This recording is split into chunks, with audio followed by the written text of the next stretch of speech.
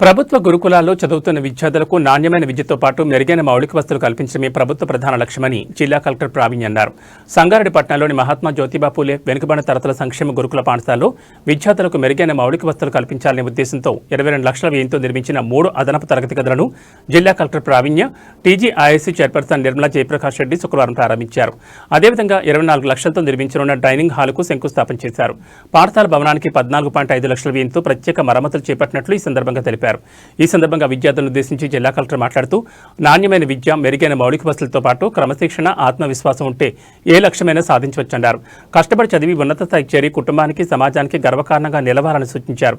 విద్యార్థులు తమలోని ప్రతిభను గుర్తించి ప్రతి అవకాశాన్ని సద్వినియోగం చేసుకోవాలన్నారు. విద్యతో పాటు సామాజిక, నైతిక విలువలను కూడా విద్యార్థులకు నేర్పాలని ఉపాధ్యాయులకు సూచించారు. అదనపు తరగతి గదుల నిర్మాణాన్ని 3 నెలల్లో పూర్తి చేసినట్లు, అలాగే డైనింగ్ హాల్ నిర్మాణాన్ని 1-2 నెలల్లో పూర్తి చేసి అందించాలని పంచాయతీరాజ్ డీఈ దీపక్ను జిల్లా కలెక్టర్ ఆదేశించారు. ఈ సందర్భంగా టీజీఐఐసీ చైర్పర్సన్ నిర్మలా జగ్గారెడ్డి మాట్లాడుతూ విద్యార్థుల కోసం ముఖ్యమంత్రి ఏది అడిగినా కాదనకుండా అవసరమైన అన్ని సదుపాయాలు కల్పిస్తున్నారని తెలిపారు. గురుకులాల్లో నాణ్యమైన విద్యతో పాటు అవసరమైన అన్ని మౌలిక వసతులు అందిస్తున్నామని చెప్పారు. విద్యతోనే సామాజిక మార్పు సాధ్యమవుతుందన్నారు. విద్యార్థులు పెద్ద కలలు కనాలని, వాటిని సాధించేందుకు పట్టుదలతో చదివి భవిష్యత్తుకు బంగారు బాటలు వేసుకోవాలని సూచించారు. 10వ తరగతికి మాత్రమే కాకుండా అన్ని తరగతులకు ప్రత్యేక తరగతులు నిర్వహించాలని, ప్రతి తరగతిలో 10 మంది విద్యార్థులతో గ్రూపులు ఏర్పాటు చేసి సబ్జెక్టులపై గ్రూప్ డిస్కషన్ నిర్వహించేలా ఉపాధ్యాయులు చొరవ చూపాలని సూచించారు. ఈ సందర్భంగా పాఠశాల సైన్స్ ల్యాబ్కు అవసరమైన పరికరాల కొనుగోలుకు నిధులు మంజూరు చేయాలని పాఠశాల ప్రిన్సిపల్ ధనరాజ్ కోరారు. ఇందుకు ₹1,00,000 పైగా ఖర్చు అవుతుందని తెలియచేయగా, వాసవి మా ఇల్లు ఎన్జీఓ ఆర్గనైజేషన్ తరపున అధ్యక్షుడు, జిల్లా గ్రంథాలయ సంస్థ మాజీ చైర్మన్ అనంత తోపాజీ కిషన్ సైన్స్ ల్యాబ్కు అవసరమైన పరికరాల కొనుగోలుకు కావాల్సిన మొత్తం నిధులను అందజేస్తామని ప్రకటించారు. ఈ కార్యక్రమంలో market committee chairman Ramachandra Naik, RCO Rajesham, పాఠశాల ప్రిన్సిపల్ ధనరాజ్, పంచాయతీరాజ్ డీజీ దీపక్, ఉపాధ్యాయులు, విద్యార్థులు, ఇతర ప్రజాప్రతినిధులు తదితరులు పాల్గొన్నారు.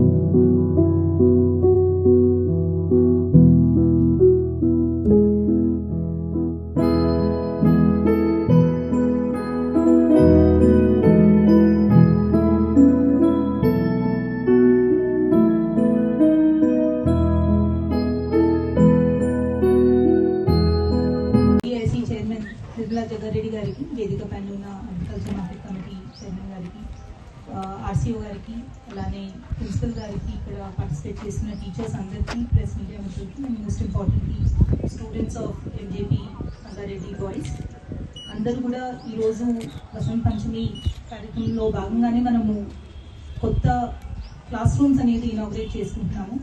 ప్రిన్సిపల్ గారు అన్నారు ఇప్పుడు నెక్స్ట్ ఎగ్జామ్స్కి కానీ ల్యాబ్స్కి కానీ ఆ క్లాస్ రూమ్స్ చాలా అనిపిస్తాయని చెప్పి. సో వీఆర్ హ్యాపీ దట్ ఆ క్లాస్ రూమ్స్ మీకు అందజేయగలుగుతున్నాము. ఒక 3 months ముందు మీ స్కూల్కి అప్పుడు ఇన్స్పెక్షన్కి రావడం జరిగింది. సో అప్పుడు మైనర్ రిపేర్స్ ఇంకా అండర్ ప్రోగ్రెస్ ఉండేవి. ఇప్పుడు it is nice to see that building కూడా మొత్తం పెయింటింగ్ చేసి లోపల చిన్న చిన్న రిపేర్స్ అన్నీ కూడా కంప్లీట్ చేసుకున్నారు. సో ఐ కంగ్రాచులేట్ డిఈ గారు, ఏఈ గారు ఇన్ టైం మీరు వర్క్ కంప్లీట్ చేశారు. అండ్ ఇప్పుడు మనం శాంక్షన్ చేసి స్టార్ట్ చేసుకుంటున్న డైనింగ్ హాల్ కూడా మీరు వితిన్ 1-2 monthsలోనే కంప్లీట్ చేసి వాళ్ళకి అందజేయాలనేది కూడా కోరుతున్నాను. అండ్ ఇక్కడ ఉన్న పిల్లలందరూ కూడా మీకు మంచి ఫెసిలిటీస్ మేము కల్పించి మీరు ఒక మంచి ఎడ్యుకేషన్ పొందాలి అనే రీజన్తోనే మీకు ఇవన్నీ సర్వీసెస్ అందజేస్తున్నాము. So what I notice is జనరల్గా కూడా మీకు సబ్జెక్ట్ మీద నాలెడ్జ్ ఉన్నా కూడా అది ఎక్స్ప్రెస్ చేసే కాన్ఫిడెన్స్ చాలా తక్కువ ఉంటుంది. కానీ మీరు డెఫినెట్గా వేరే ఎక్కడ చదువుకుంటున్న పిల్లల కంటే మీరు అదే సేమ్ క్యాలిబర్ మీకు ఉంది, సేమ్ ఇంటెలిజెన్స్ మీకు ఉంది, ఇంకా ఎక్కువ కృషి చేసే ఆలోచన కూడా మీకు ఎక్కువ ఉంటుంది.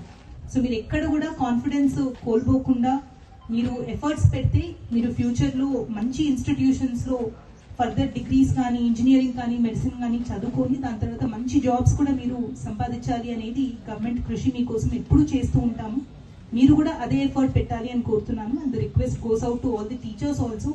వాళ్ళకి నాట్ జస్ట్ ఎడ్యుకేషనే కాదు, ఎడ్యుకేషన్తో పాటు social values, moral values and వాళ్ళ పర్సనాలిటీ డెవలప్మెంట్ మీద కూడా మీరందరూ ఫోకస్ చేసి వాళ్ళకి బూస్ట్ చేయాలి అనేది కోరుతున్నాను. సో ఈరోజు ఈ ప్రోగ్రాంలో పార్టిసిపేట్ చేస్తున్న ప్రతి ఒక్కరికి ధన్యవాదాలు తెలియజేస్తున్నాను. అండ్ ఐ కంగ్రాచులేట్ ప్రిన్సిపల్ గారు also for taking an active interest. రెగ్యులర్గా వచ్చి మీకు కావాల్సిన వర్క్స్ అన్ని కూడా మీరు అడుగుతూ ఉంటారు. So I appreciate the efforts which are being put in. I thank one and all. ఈ కార్యక్రమానికి ఇచ్చేసిన ముఖ్య అతిథులు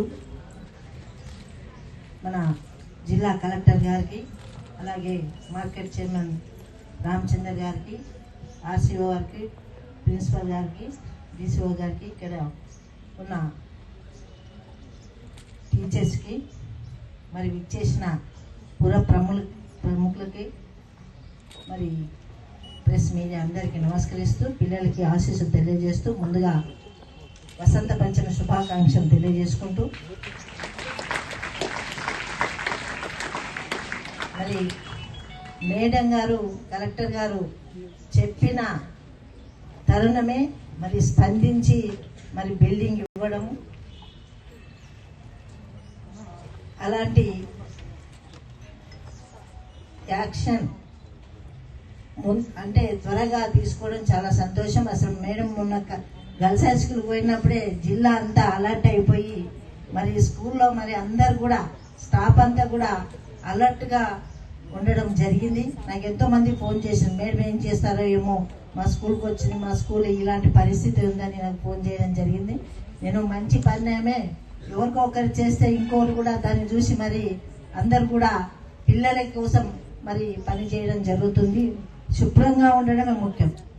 మరి హాస్టల్లో ఉంటారు కాబట్టి ఎంత నీట్గా ఉంటే ఎక్కువ మంది పిల్లలు ఉంటారు, బాత్రూమ్ సరిగా లేకపోతే అనారోగ్యాలు వచ్చి మరి వాళ్ళకి ఇబ్బంది కలగడం, మరి అలాంటి ఇబ్బంది తొలగించడానికి మన కలెక్టర్ గారు ఏ ఇబ్బంది అయినా కానీ ఒక స్కూల్ విషయమే కాదు, ఏ డిపార్ట్మెంట్ అయినా కానీ త్వరగా స్పందించి మరి మా జిల్లాకి మంచి పరిణామాలు చూపిస్తున్నందుకు నా తరపున కలెక్టర్ గారికి ధన్యవాదాలు తెలియజేసుకుంటూ, మరి పిల్లలు ఇంతకుముందు ప్రిన్సిపాల్ గారు చెప్పారు ఓన్లీ 10th క్లాస్కే స్పెషల్ క్లాస్ తీసుకుంటున్నారేమో అనిపించింది నాకు.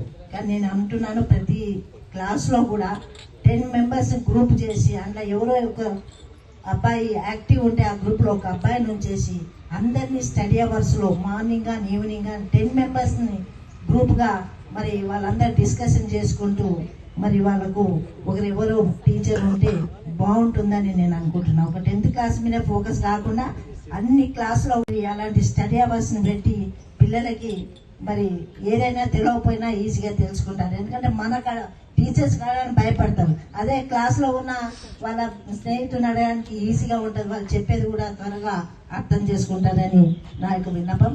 మరి ముందు ముందు కూడా మరి ప్రభుత్వం, ఇప్పుడున్న ప్రభుత్వం, ముఖ్యమంత్రి రేవంత్ రెడ్డి గారు మరి చాలా ఇదిగా ఫోకస్ పెట్టడం జరిగింది. ఇప్పుడు ఆ శాఖ కూడా ముఖ్యమంత్రి చేతిలోనే ఉంది కాబట్టి ఏది అడిగినా కాదనకుండా ఫస్ట్ ఆరోగ్యమే మహాభాగ్యం. అవునా కదా? మీకు తెలుసు కదా, ఆరోగ్యంగా తలనొప్పి కడుపు నొప్పి వస్తే క్లాసులో కూర్చుంటారా? కూర్చోరు. మరి ఏ బాధ ఉన్నా కూర్చోరు. కాబట్టి మీ అందరికీ ఆరోగ్యంగా ఉండాలని మరి మీకు మంచి డైట్ ఇవ్వడం జరుగుతుంది, పోషకాహార పదార్థాలు ఉన్న మరి ఫుడ్ ఇవ్వడం జరుగుతుంది. దయచేసి పిల్లలందరూ కూడా ఇక్కడ మీకు తల్లిదండ్రులు, మీకు ఎక్కడున్నా ఇక్కడ టీచర్సే మీకు తల్లిదండ్రులుగా ఉంటూ ఇంతమందిని మేనేజ్ చేయడం అనేది కూడా చాలా ఓపికగా ఉండాలి.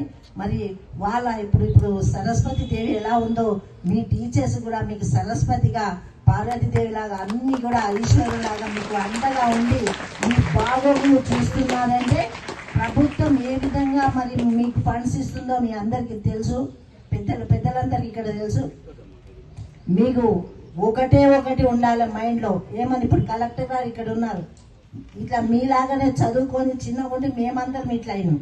మరి మీలో కూడా కాంపిటీషన్ ఉండాలి. క్లాసులో ఎప్పుడు ఒకటే ఫస్ట్ ఎందుకు వస్తాను, నేను ఎందుకు రావద్దు, మరి 30 మందిలో 40 మందిలో నేను కూడా ఫస్ట్ క్లాస్ రావాలి అనే తపన, కాంపిటీషన్ అనేది పిల్లల్లో ఉండాలి.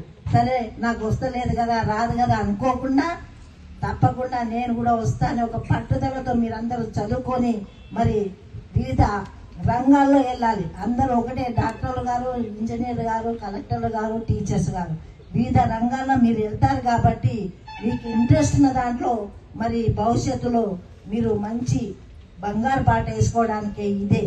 హై స్కూల్లో ఉన్నప్పుడే మీ కష్టము అనేది పడితే తప్పకుండా జీవితంలో ఫలితం ఉంటుంది.